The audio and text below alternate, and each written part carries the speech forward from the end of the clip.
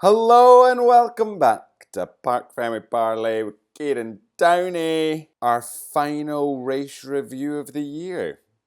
How the hell has that happened? Like, this year's just gone like that. Feels like we were just sitting down to talk about Australia, and now we're talking about the final race of the season. We have a new world champion. Like, this season has flown by. I can't believe it. And it's been an incredible season with some amazing moments, amazing races. This was unfortunately just not one of those races. We'll come and talk about that in a second. But on the whole, it's been a great season and it's culminated in a new world champion in Lando Norris. And I have said this before, I'm not the biggest Lando fan. I think he's a great driver. I like him. I'm just not his biggest fan. But I was in bits watching him cross the line. When he crossed the line, his radio messages, all the graphics I've seen on social media from Quadrant, from F1, from McLaren, from Sky, all these things are amazing. And it has actually had me in bits. Seeing his mum, his dad, everything. I was bawling my eyes out. A lot of that might be to do with the fact that I am quite hungover, but it was still very, very emotional. I will say, however, that the comment sections under these posts are an absolute civil war. Like, it is wild, some of the stuff that's getting thrown about in them comment sections. But we are here to discuss the final race of the season. We've got our new F1 Christmas jumper on that my mum bought me. Now, I just wanted to say before we get into things that the 2025 F1 report is linked in the show notes down below. You can submit your driver ratings. You can vote for your favourite special one-off livery. I was going to do them all, but I realised that there was like over 30. So I've just stuck to the special one-off ones. You can vote for your favourite in that. And you can also tell us who your Rookie of the Year was and your highs and lows of the moment. And we will be including all of this in some upcoming episodes of the pod. Similar to last time, I'm not going to go through all 20 drivers this time round. Again, I don't think I could do that to you guys in good faith. So we're going to hit the big points. The biggest, obviously, being our new world champion. And well, actually, no, do you know what? We'll talk about that in a bit. I want to talk about the race because that was dog shit. That race was terrible. I know that there was so much on the line, but it was so boring to watch. Like, that was an incredibly boring race. And I think the reason that it was so dull is maybe a bit twofold. One, I think because it had been built up so much that, final race of the season, championship decider, it's all on the line, who's going to win it? And there was so much noise and talk through this whole week, all day today, right up until the final moment, that it was never really going to deliver. I kind of feel like it was almost like New Year. Like, you know how you build New Year up to be such an amazing night. It's got turn of the year. We're all going to go out and have a brilliant night out and it's going to be this huge moment, and in the end it's just another night out. Like, this felt just like another race, but we obviously got a champion at the end of it. Like, it was just, the stakes were so high in terms of the championship win, but they couldn't have felt more lower. Like, it felt like there was no stakes at all. I think the other thing, and I think this was the bigger thing, is that there was just no action on track. Like, nothing really happened. Yeah, we got some great overtaking by Lando and Charles, but like, the actual battles, there was nothing there. I mean, there was a bit of a moment with Yuki Tsunoda, which we'll come and talk about, but nothing really happened on the track. It was rather dull.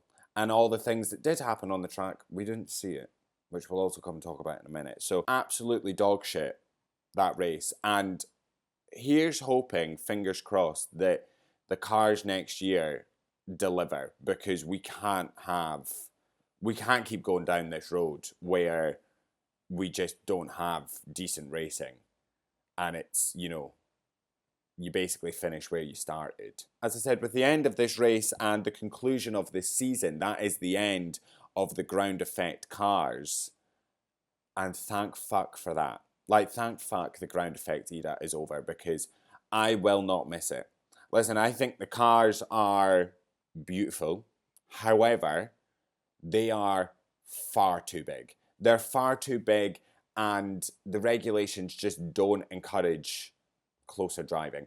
I know that this regulation set was to get closer driving and reduce the sort of dirty air, but all it's done is increase the dirty air coming from the cars, meaning that none of the cars can get close to one another to race. Like, how many times since 2022 have we seen drivers getting ready to line up a move and then just everything falling apart because they get into the dirty air of the car in front and they can't then get any closer and they have to back off? And we go into tire management phases and all this kind of stuff. Like, I am so ready to see the back of this set of regulations and the ground effect era, because it's not been the best. And that's not to say that we haven't had some cracking races in this era.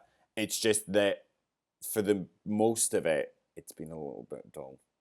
It's been a little bit dull. So, I mean, who knows? It might be, 10 times better next year with the active aero, and, we've got no DRS now. It's the end of the DRS. Actually, do you know something? I wonder who the last driver was to ever press the DRS button.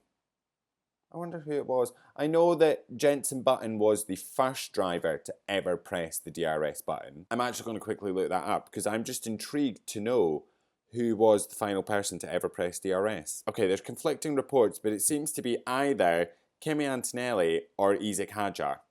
So there you have it. The last driver to ever press DRS is one of those two boys. Yeah, I'm not going to miss this era of cars. And actually, do you know something? I think that there will be many drivers and teams as well that will not miss this era of Formula One cars. And I think one of those being Mercedes, because today we've seen something that we've seen quite a few times, which is Mercedes just not really able to get the car into a decent working window. And they struggled out there, both the Mercedes drivers. It almost feels like they didn't have the car set up correctly today. Russell had a terrible get off the line, suffering wheel spin, lost some positions, and then it felt like he was really then going to be a major player in this race and potentially in this championship, because he was going hell for leather and then just completely fell apart towards the end of it, completely backed off, was sitting in fifth. I think there was like a 19-second gap in front of him and a 19-second gap behind him, there or thereabouts. He was sitting in P5 completely alone and just was so anonymous for the latter half of the race. He looked, genuinely, I thought he was going to be a big player in this, along with the likes of Charles Leclerc, but really just couldn't actually make a move, or couldn't really get close to anyone to sort of cause any bother. It just seemed like he didn't have a car under him today. And we've seen that so many times from Mercedes in this era of regulations. So I imagine they'll be pretty happy to see the back of it. The other one, I imagine another driver that will be glad to see the back of these regulations is Lewis Hamilton, because since this set of regs came in 2022, he's just not connected with any of the cars really, and has, by and large, really struggled with this era of Formula One cars. So I imagine he'll be quite glad to see the back of it. I'm going to come back and talk about Ferrari in a minute, actually, because I want to talk about Alpine first. Because what a disaster. What an absolute disaster. An absolutely terrible end to a, quite frankly, terrible season. Let's be honest. Alpine, this has been a really bad season for Alpine. Like, really, really bad. They have finished last in the Constructors with 22 points, all of which were sealed by Pierre Gasly. Franco Colapinto's not got a single point to his name this season. And, I mean, like, we've spoke about it so many times about just how bad that car is. And what a terrible way to end a season. What a terrible season. Just awful. The whole thing in general, terrible. They finished this race dead last, both a lap down. Gasly's got 5-second penalty. What a way for Renault to bow out of the sport. And I know that they're obviously an engine manufacturer, so these things kind of go a little bit more under the radar than, say, a team leaving, like Sauber wrapping things up and it becoming Audi. That's bigger than the likes of Renault in terms of the amount of coverage it gets. But Renault leaving the sport and ceasing to be an engine manufacturer, leaving in this way where there's been a bit of controversy around it, and it's confirmed that, Alpine will use Mercedes engines and for their final year to be this bad. Because Renault have had some very decent success in this sport. Renault entered the sport in 1977 and their last race as Team Renault was in 2020. That team then became Alpine and they were an engine manufacturer for Alpine up until, well, the end of this season. As an engine manufacturer, Renault have had 12 Constructors' Championships, 11 Drivers' Championships, and just to see them bow out of the sport in this way, as an engine manufacturer, supplying to a team that has one driver that's got 0 points, the team's got 22 points, and it just be an all-round horrible season for them is quite sad. We've obviously spoken a bit about how Alpine are going to be using Mercedes engines next year, and will that be better for them? Probably. However, it's not a complete fix of the problem because the actual car they've built is not great either. But then again, it's a complete new regulation change. They could be amazing. Pierre Gasly could go and win the championship. We have no idea. Yeah, it's just a bit of a sad way to end the year in a year that's been so difficult for them. Some great highs, but mostly lows. And, rounding off the season for Franco Colapinto, 0 points. It's just mental. I imagine that Alpine are probably also looking forward to this era of cars being over as well, because again, not huge amounts of success. So jumping back to Ferrari this weekend seemed to have been relatively on top of the car. Listen, I know Lewis Hamilton had a terrible qualifying, but in the race today, they showed some serious pace. Where did that come from? Where did Ferrari's pace come from? You couldn't have found this earlier on in the year. You couldn't have had this pace back when we were in the trenches throughout the whole season. You couldn't have found it then. I mean, I'm glad she's turned up at some point. I would just have liked it not to have been the last race. I'm actually, do you know something? Thank God for Charles Leclerc keeping some kind of excitement in this race, because without Charles, there would have been even less to talk about, to be honest with you, because he was really the one there applying the pressure on Lando Norris. He would not leave Lando alone. He was an absolute menace. And I loved every second of it. I love when Charles is just a menace to the other drivers. It really brings me joy. But genuinely, I'm so glad that he was there just applying some pressure and keeping McLaren a little uneasy. I don't think any of us really expected Leclerc to be potentially challenging for a podium position. When I was watching it, I was so excited because I was like, come on, Charles, just throw a spanner in the works here and just give us something, anything. And then when I look back on it with a sort of level head, I think, do you know what? Even if he had managed to get past Lando, he would never have been able to keep the position. The McLaren was just too strong. And listen, God bless Charles Leclerc, he put in an absolute fight, but it just wasn't enough. And he was threatening throughout the whole time. When he was coming out the pits, he was setting fastest laps and the pace was there, but it just wasn't enough to actually cause any real threat to Lando Norris. It was amazing to watch, and as I said, thank God, because without it, it could have been an incredibly, in fact, it was already an incredibly boring race. It would have just been even more boring. So thank God for Charles Leclerc. Hamilton as well was looking pretty good in that Ferrari during the race. And that's one thing I will say, the Ferrari this weekend was a much better race car than it was a qualifying car. Now, Hamilton obviously had a terrible qualifying, and I do think some of that stems from his crash in FP3, which was just a little bit of driver error, taking way too much curb and just unsettling the car and losing the rear.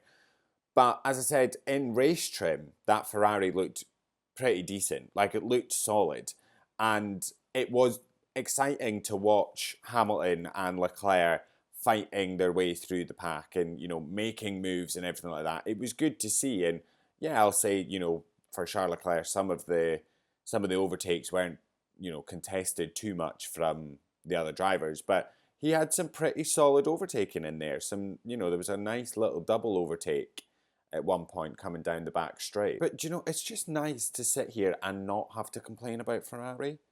Like, so much of this season has just been complaint after complaint about Ferrari, and I'm so bored of it. So it's quite nice to not be complaining about them for once. And it was a pleasure to watch them and not feel complete dread. As I said, it was exciting, and I thought, my God, he's actually going to challenge for a podium here. As I said, when I look back on it, it was probably never going to happen, even if, as I said, if he got past Lando Norris, he would have probably lost the position anyway. But he gave it his all, and it was a good fight, and I really enjoyed it. I did love the attitude of all the other drivers being like, we do not care about this championship fight that's going on. Like, we don't really care about it. What we care about is what we can do and where we finish. And then being like, I don't care if me winning the race screws something up for someone. I want to go and win this race. I just loved that attitude. I just loved it so much. And do you know what? Fair play. Now, before we get into the Lando, Oscar, and Max of it all, I want to quickly talk about the TV direction, because it was shy once more. It's like they just don't care. They don't care about showing us anything that we actually want to see. Because, please tell me why. Lawson and Behrman were noted for driving erratically. We didn't see it. Hulkenberg and Gasly made contact. We also didn't see it. We never even seen it in a replay. They just didn't show us anything. There was so many things happening throughout this race in the back market. They just didn't care to show us. They just were solely focused on one thing and one thing only, and that was Lando Norris. They didn't even care to really show Piastri or Max. For a solid amount of time at the beginning of the race, it was all to do with Charles and Lando. And then at the very end, we just sat and watched Lando Norris lapping the track for like, what, his final 6 laps? Whilst there was battles happening down the track, and you could see, you know, things moving on the timing tower, you could see, you know, drivers moving about, but we never seen it on track because they never showed us. And listen, I get it, it's a huge moment, championship win, his first one. I don't want to sit and watch Lando just drive laps around the place with nothing happening. He was never going to catch Oscar. Charles was no threat to him, so we were just watching him drive around the circuit for like 6 laps whilst there is fights still happening. I just don't know how many times we have to say that if there is action on track, I want to see it. Listen, we made a big fuss about how often they were showing us celebs and everything in the garages, and even Carlos and that were like, it's getting a bit much. And, you know, they pulled it back. And today, we only really seen Lando's mum and dad and his girlfriend. I'm happy with that. I think it was like twice. Fine. No real celebrities. Love that. However, stop just showing us one car that's just driving around with nothing happening, when there's stuff happening, when there's battles. That's what I want to see. I don't care if it is a fight for P18. I do not care. If there is action on track, I want to see it. It's actually painful how much they just completely avoid so many things on track because they think we want to watch Lando Norris driving by himself for 6 laps. I don't think it would have annoyed me as much if they'd used the little boxes to show us some action out on track. Like, if they were showing us the battles that were happening further down the grid in these little side boxes, I'd be alright with that. I'll take that. But, like, can you just start showing us, we watch this sport because we want to see the racing. Show us the racing. Like, good battles on track are so few and far between. We don't want to miss them. We want you to show, we want to watch them. So please, start showing us them. Right, now I suppose it's a better time than any to talk about the Max, Lando and Oscar of it all. We'll talk about Lando's championship in a bit. I just want to let's go through Piastri first. Or should we go through Max first? No, let's do Piastri first because he finished 3rd. So let's talk about Piastri. When the race started, I kind of thought, oh God, Piastri's gone a bit rogue there. I thought he was just like, do you know what? I'm actually going for it. I don't care about anything. I'm just going to go and send it because I didn't see the move into turn 9 coming. And that really kind of shocked me a little bit because I was like, oh my God, I was like, we have an actual fight on our hands now. Here we go, let's go. But then as the race sort of went on, I realised that, oh, it wasn't actually Oscar going rogue. This seems like it was planned. And that was only sort of confirmed when Zach Brown was like, yeah, we know it wasn't a surprise to us, that move. it wasn't a surprise to us. It's like, okay, here, right, this makes sense. Because with Lando being on the mediums, the same as Max, McLaren splitting the strategies, having Oscar on those hards, getting the overtake on Lando done, and then being able to go and apply pressure on Max, extend that opening stint, limits Red Bull. It limits their opportunities because Piastri is now a very real risk for winning this race. And if Piastri gets in the lead, Verstappen's chances of winning the championship narrow even more because Lando has to finish further down the field. Obviously, with Max winning the race, if Lando had finished outside the podium positions, then Max would have won the championship. And that's why the Charles Leclerc of it all became so important and exciting to all of us, because that was the only real chance it seemed that Max had for winning it. And it seemed that Red Bull had sort of switched up a little bit into their strategy, really just relying on Charles Leclerc, which obviously never came because Charles just, he put in a great performance, but it just wasn't enough. I think McLaren played it very smart today, splitting the strategies of both the drivers, allowing Piastri to go long, extending his stint so much that, they were probably hoping for a safety car, but it also meant that he managed to retain his podium position. So, he may not have won the race or the championship, but he's still going to finish on the podium. So, I think in the end, Oscar was a good teammate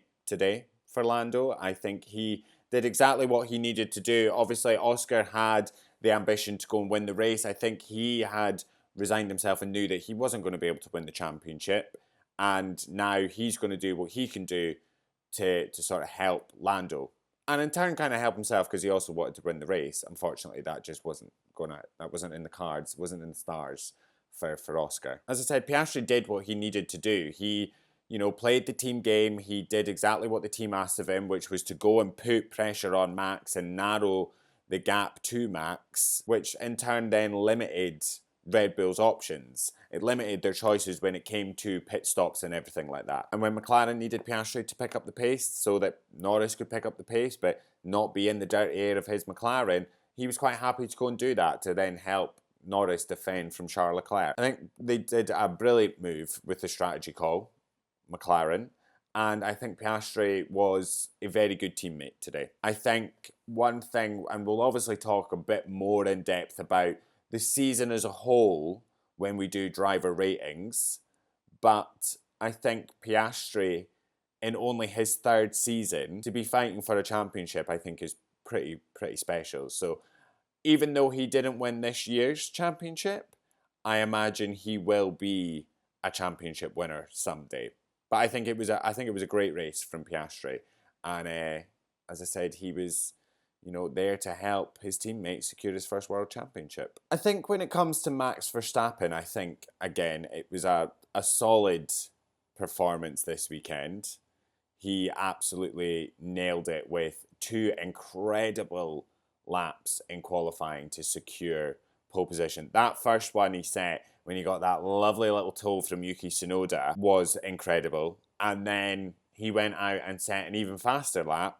It was just 2 incredible qualifying laps that you see come from Max Verstappen sometimes, and you're just like, Jesus, like, whoa, I'll fucking blow the tits off you. I actually thought that Red Bull were going to maybe sacrifice a little bit in qualifying so that they could have a better car when it came to the race, but actually they managed to find a happy medium because the car was on pole by a little bit of a margin and then managed to go and win the race. It was another fantastic race from Max Verstappen. He controlled it from the start to the finish. It was incredible. And again, yes, whilst Piastri was there to sort of put the pressure on him and, limit their choices and everything like that, Max and Red Bull did an incredible job of, maintaining the lead in that race. And yes, they lost the lead for a little bit when, they were going through the pits and everything like that. But it was still an incredibly good race from Verstappen, and he should be incredibly proud. He now won the most races this year, I believe. I think he's got 8 wins now, and the rest are all on 7. It's an incredibly strong weekend, and it's a shame that, the championship didn't go their way. But the fact that Max was even in that championship fight is incredible to begin with. You know, when McLaren, you know, really sort of announced themselves as the dominant car this year, it kind of felt like, okay, well, that's the championship over. Like, we know exactly what's going to happen. And then when Red Bull sort of fell off a little bit in the middle part of the season, which is really what made it more difficult for them. And when you look back at that middle portion of the season where they weren't that competitive, that is really where they sort of lost this championship. They were never going to win the Constructors because they only had one horse in the fight. Or one dog in the fight. Horse in the fight? What's the saying? Anyway, but the fact that they could then bounce back from that and, you know, put in a solid fight for the Drivers' Championship is absolutely insane. It's absolutely insane. And, you know, Laurent Mekies said it the best when he was like, this is a team that didn't want to give up.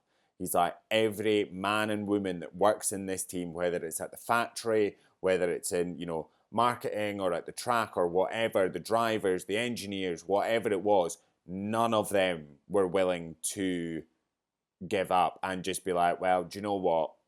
That's us. We'll just, you know, let's just throw the towel in. And it showed. You know, their relentless pursuit and the fact that they weren't willing to give up is what got Max to where he is. And yes, Max, you know, got a bit of a helping hand with some misfortunes from McLaren, but his driving and the way that team operate and everything is a big part of why he managed to you know, come second in this championship. Who would have thought that Verstappen would sit second in the championship? I cannot believe it's been an absolutely incredible year, and you can see how much this means for all of them when you see clips of like GP crying after the checkered flag, because it's been so emotional. The highs will have been so high, the lows will have been so low, and you know, it's come to an end. They've just narrowly missed out on it by 2 points. Max was 2 points away from being champion, and it, absolutely incredible. They've absolutely made it. They should all be so proud of themselves. You know, what an incredible race and weekend to round off an absolutely incredible season for them. And as I said, you know, there's been some dips and some low points, but they have absolutely killed it. And that car is not, you know, it's a struggle. We've spoken about that a lot, but they should be the whole team, engineers, strategists, mechanics, you know, absolutely everyone. Max, everyone should be so proud of what they were able to do this season. And that, my friends, is the final race classification in. So that's it for 2025. The season is now over. No late nasty surprises or technical breaches. That is it. The 2025 season's done. And what better time to now go and talk about Lando Norris, the 2025 Formula One World Champion. As I said, I am not the biggest Lando Norris fanboy. I think he's an incredible racer. I do like him. I'm just not a huge fanboy. But seeing him achieve his dream made me cry.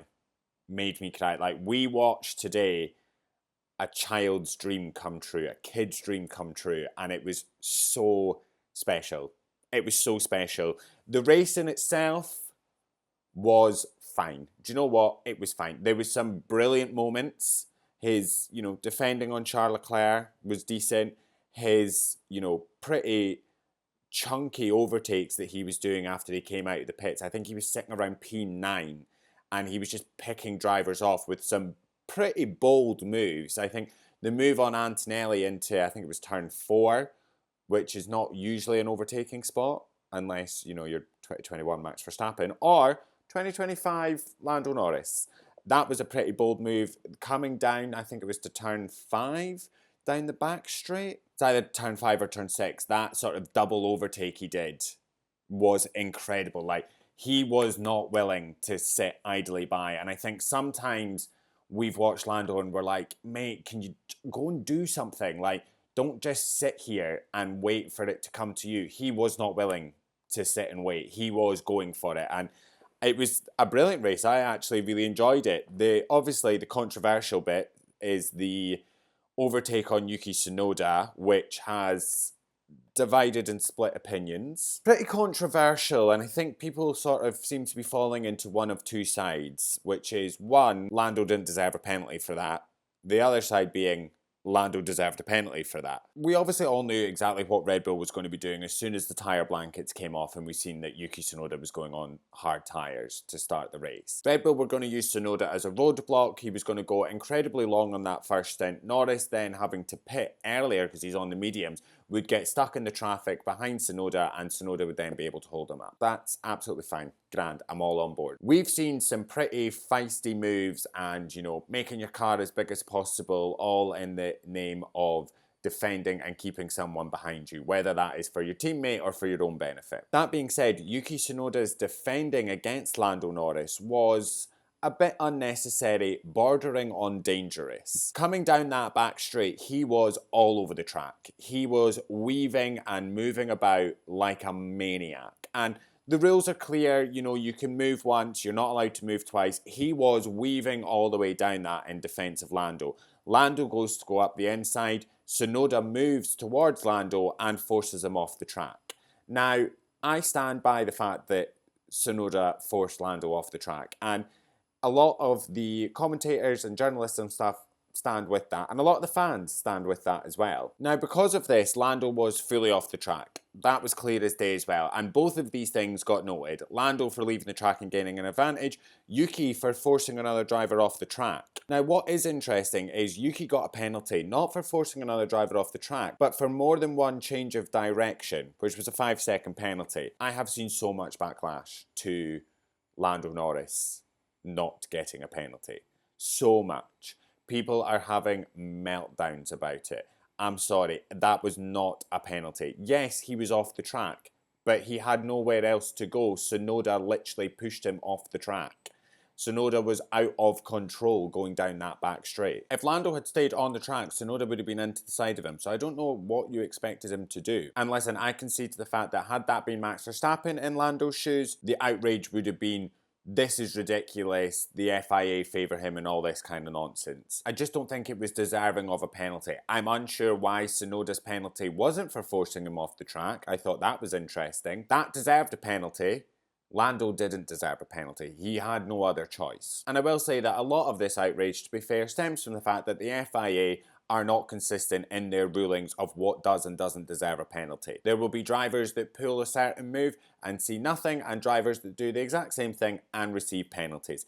It has happened so many times in the past and will probably happen so many times in the future. I get it, it's annoying that the FIA are not consistent in their, handing out of penalties. Unfortunately, it's just the way the world is at the moment. We're just going to have to get on with our lives. As I said, Tsunoda's defence was dangerous and unnecessary. It was too much. It was far too much, and he 100% deserved a penalty. 100% deserved a penalty because it was ridiculous. Yeah, I don't think Lando needed a penalty for that one. And actually, to be honest with you, see, all the outrage is for nothing anyway, because see, even if he had been given a 5-second penalty, he would have still finished P3. So the outrage is pointless. But anyway, a new world champion by 2 points. Very emotional watching it, and all the edits and everything. It's very, very emotional.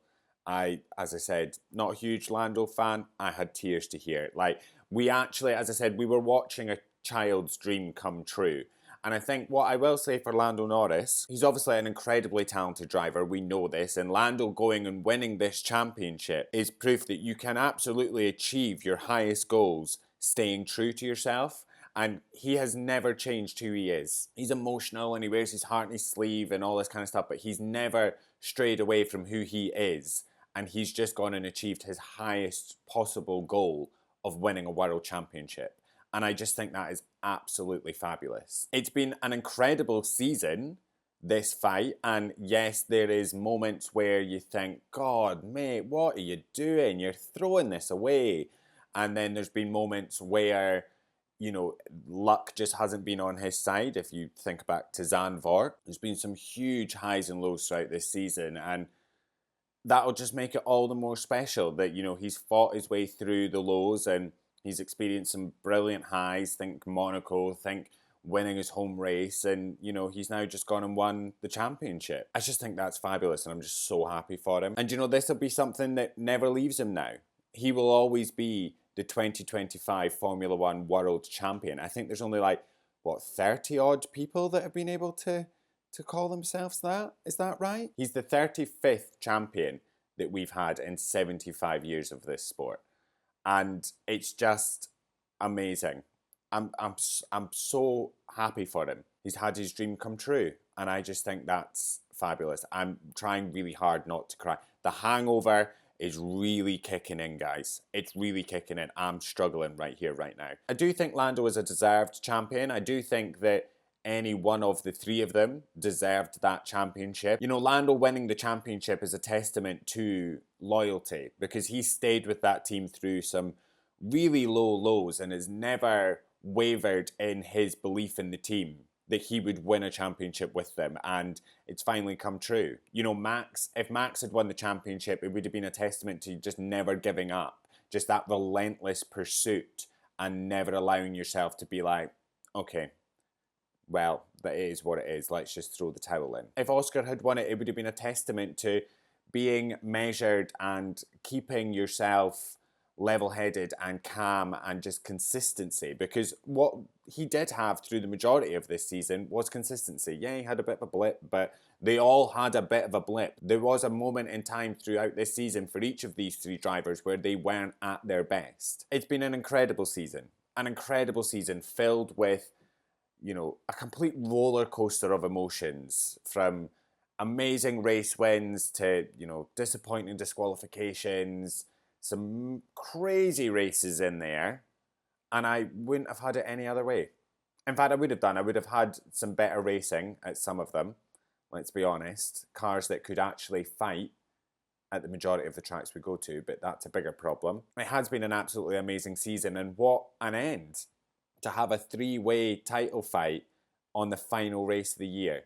Absolutely incredible. And now we've got, what, just over a month before we start getting cars back on track for the 2026 season. It is only testing, obviously, but like, there's not long to wait before we start getting into next year, which is crazy. And that is everything from us, from Abu Dhabi and the 2025 season, kind of. We've got some more content coming out.